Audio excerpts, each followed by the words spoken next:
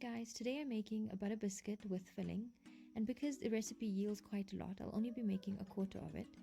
You want to start by mixing together your butter and sugar. You want to cream that till it's light and fluffy. Then add in your cornstarch and mix through well.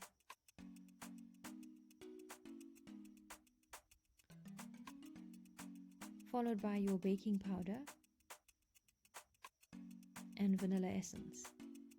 Mix that through and then gradually add in your flour a little at a time, beating well after each addition.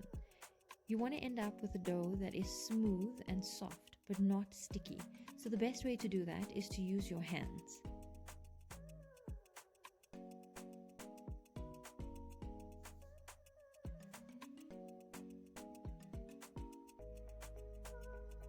When the dough comes together, roll it up into a ball, and then you're going to want to portion it out equally. So I used a 1.5 tablespoon scoop, flattened the dough out in my hand and filled it in with the filling and rolled it around.